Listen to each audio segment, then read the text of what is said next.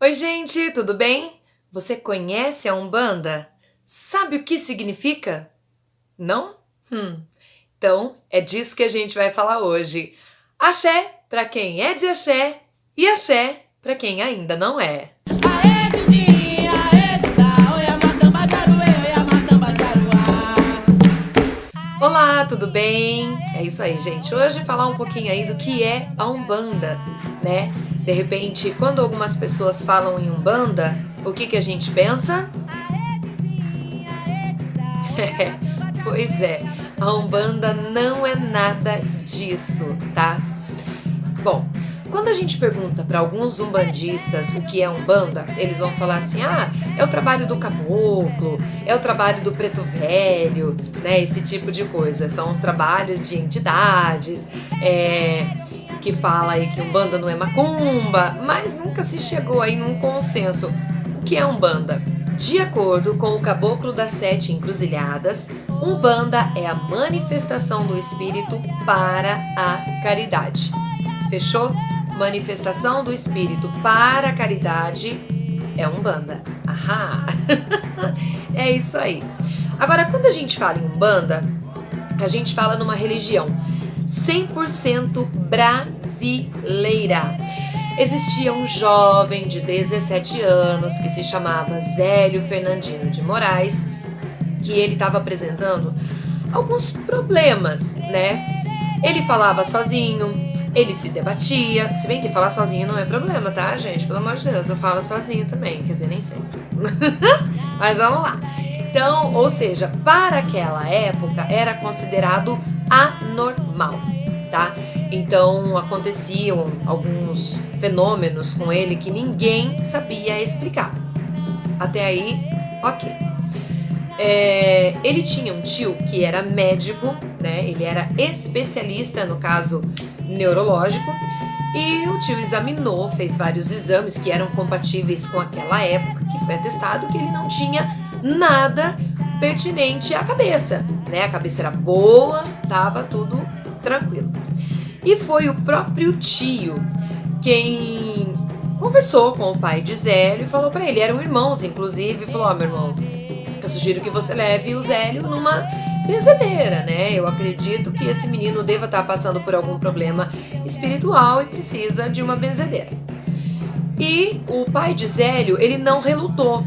Por que ele não relutou? Porque eles já eram espíritas, né? Eles acompanhavam os centros kardecistas. Então, para ele, era tirar de letra.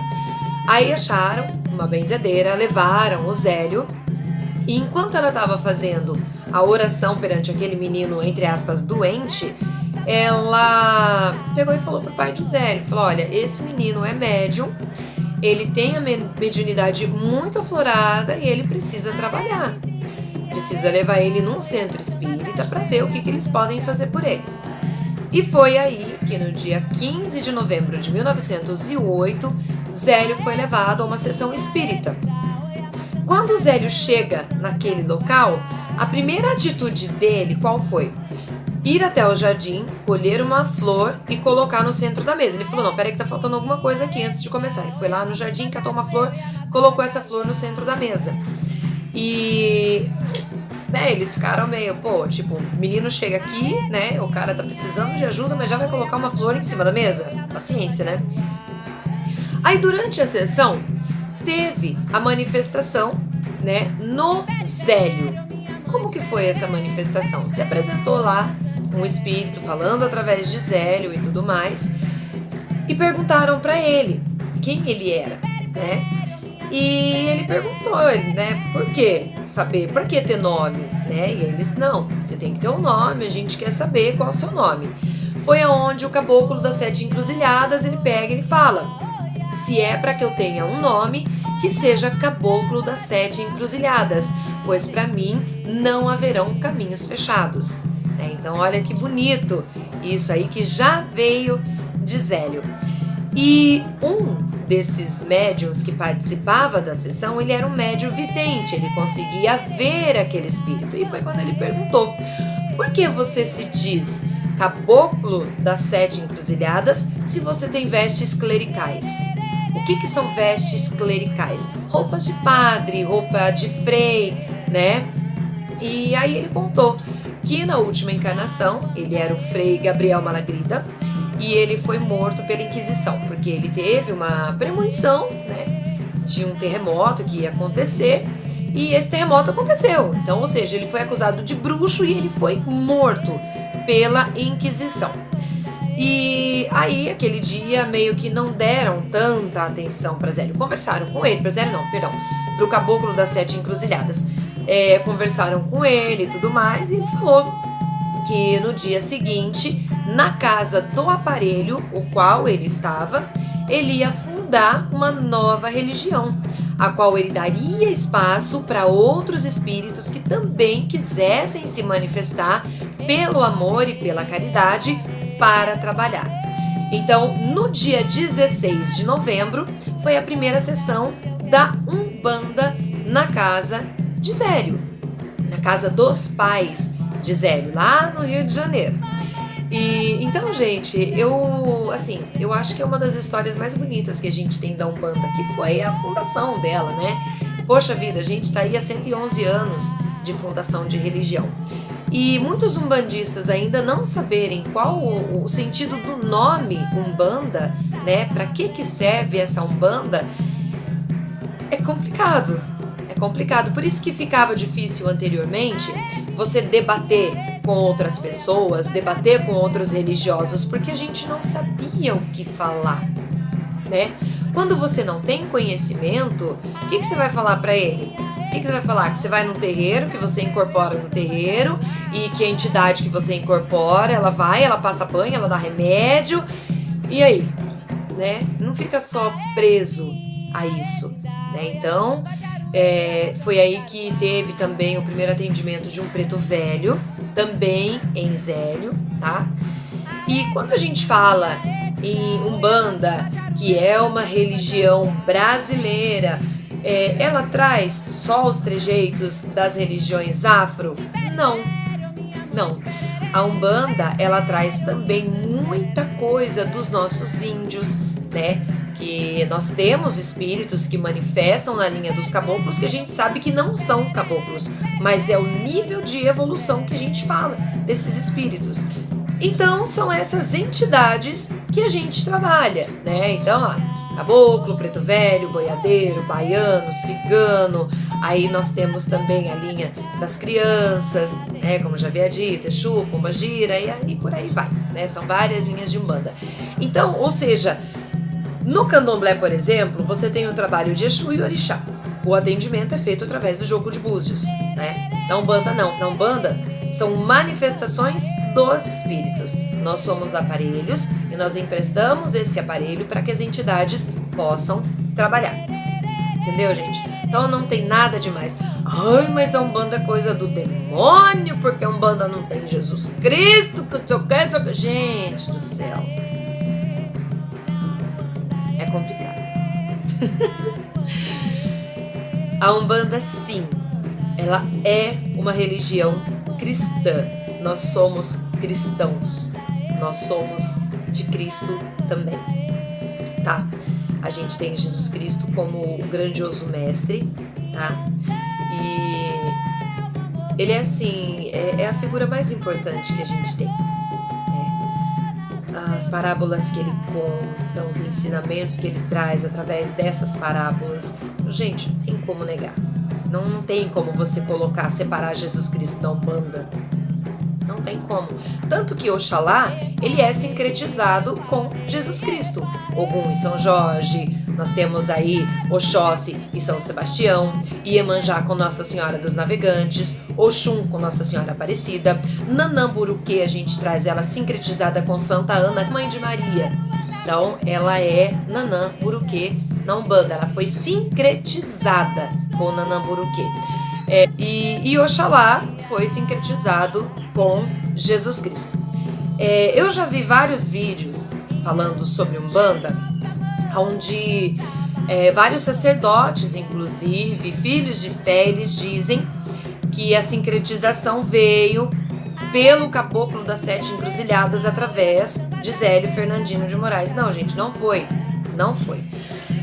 Infelizmente hoje eu não sei aonde foi que eu coloquei, porque é o que eu falei no vídeo anterior, eu tenho muita coisa impressa, tá? Então pra vir falar um pouquinho de Umbanda, óbvio que eu tive que dar uma lida nas coisas que eu tenho falando de Umbanda, a história de Umbanda e tudo mais, porque a gente também não vai lembrar de tudo, não tem como você lembrar tudo a todo momento. Infelizmente, escapa uma terceira de vez em quando. Escapa uma terceira. Eu vou fazer o quê, ué? Então, mas eu não me lembro agora o nome do frei que sincretizou, né, os orixás com os santos católicos. Vanessa, mas por que foi sincretizado? Foi só para que as outras religiões aceitassem a Umbanda? Não, não foi. Vamos começar pelo seguinte.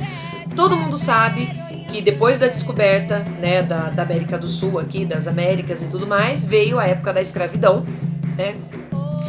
Durante a escravidão vieram os negros, né? Vieram pra cá. E com esses negros vieram também os orixás, vieram o culto aos orixás. Então tem, sabe, gente, N religiões afro. Você tem... Nossa, é tanta... Ixi. Aí eu não vou lembrar, não vou me atrever a lembrar não, senão daqui a pouco vocês vão dar risada de mim, aí vai ficar feio o negócio. Mas uma hora a gente fala mais sobre isso, eu pego mais a fundo pra dar uma explicação assim bem bacana também. Então, quando esses negros vieram pra cá, eles tinham culto aos orixás, né? Eles tinham essa manifestação de orixás. Os senhores, né, os fazendeiros, eles não entendiam que aquilo era uma manifestação religiosa. Eles não tinham esse entendimento. Nossa, legal, os caras cultuam, né?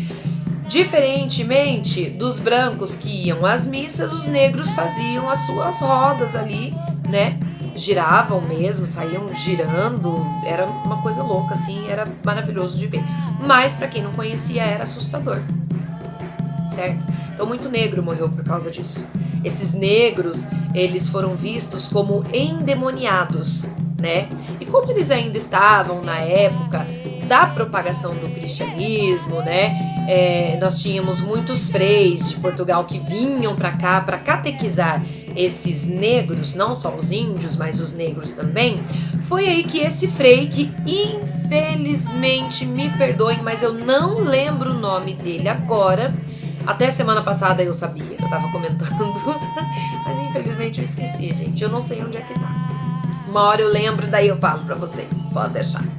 Então, ele, para não ver mais esses negros sendo mortos na esperança da evangelização, ele acabou sincretizando, né, pegando um pouquinho de cada orixá, do que ele conseguia entender do que aqueles negros falavam ou explicavam para ele através de gestos e desenhos. Ele foi passando isso para os orixás. Então, por exemplo, diferentemente da Umbanda, no Candomblé, o santo guerreiro, não o santo guerreiro, o orixá guerreiro no Candomblé é o Oxóssi. E para nós na Umbanda é Ogum. Entendeu? Que tem diferença aí também. O Ogum no Candomblé é o caçador. Ogum é o caçador e o Oxóssi é o guerreiro.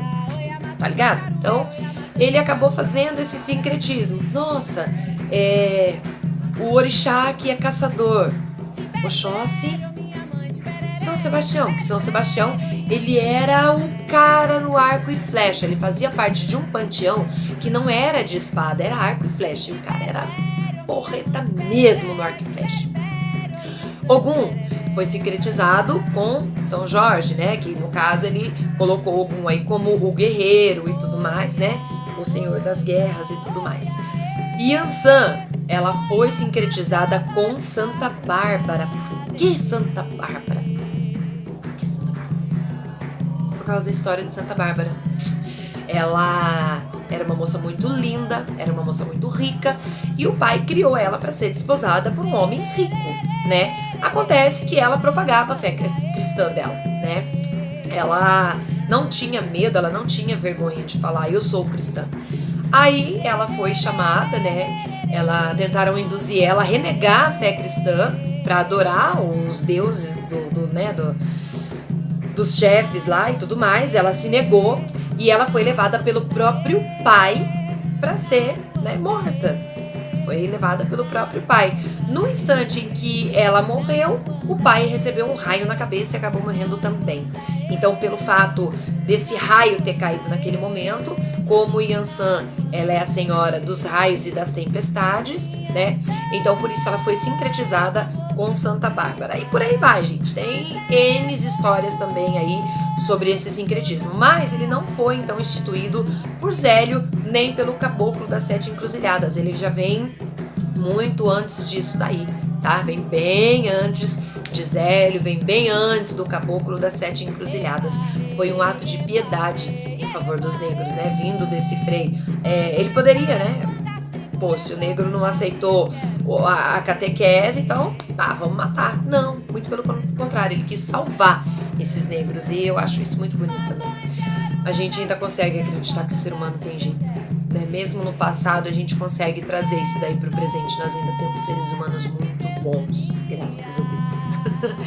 Então, gente, isso é um pouquinho da Umbanda, né? O principal em saber é que a manifestação do espírito para a caridade. Então, isso fechou. O que é Umbanda? Manifestação do espírito para a caridade. Vanessa, você tem que falar um monte de coisa ainda, você tem que falar sobre orixá, você tem que falar... Calma, gente, senão o vídeo fica muito comprido e não é isso que eu quero no momento. Até eu confesso que eu tô um pouquinho sem tempo. Por quê? Ai, gente, nasceu minha netinha, coisa mais linda do mundo. E a avó Babona que tava junto, né? Acompanhei a minha filha, fiquei junto com ela durante o parto, pós-parto. Cuidei da minha netinha também enquanto eu pude, mas devido aos meus compromissos de trabalho eu tive que ficar. Ai, mas é uma bênção. Nossa, meu pai. Ai, coisa mais linda. Presente de Zambi, com certeza. Uma criança muito abençoada e muito cheia de amor, com certeza. Então, por isso, estou na correria, corre pra lá, corre pra cá, corre pra lá, corre pra cá. Desculpa se eu deixar faltando alguma coisa pra vocês, tá bom? Mas depois também depois que eu publicar, eu vou rever esse vídeo, com certeza. Vou ver o que ficou faltando aqui de falar sobre a Umbanda. Mas eu acredito que esse resumo já deva ter, né, dado para você entender, né? Eu acredito que você já tenha entendido qual que é o sentido verdadeiro da Umbanda, tá bom? Vou deixar para vocês aí umas fotinhas para encerrar o vídeo, tá bom, gente? Da nossa casa, né? Do nosso grupo mediúnico lá. E é isso. Axé para quem é de axé e axé para quem ainda não é. Tchau!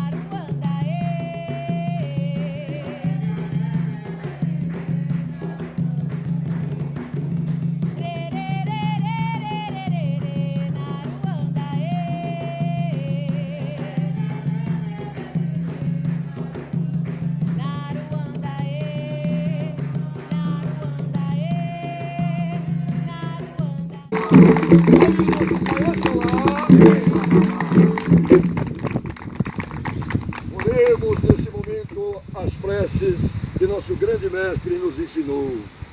Pai nosso que estais no céu, santificado seja o vosso nome. Venha a nós o vosso reino. Seja feita a vossa vontade, assim na terra como no céu. O pão nosso de cada dia nos dai hoje. Perdoai as nossas ofensas, assim como nós perdoamos a quem nos tem ofendido. E não nos deixeis cair em tentação, mas livrai-nos, Senhor, de todo mal. Amém.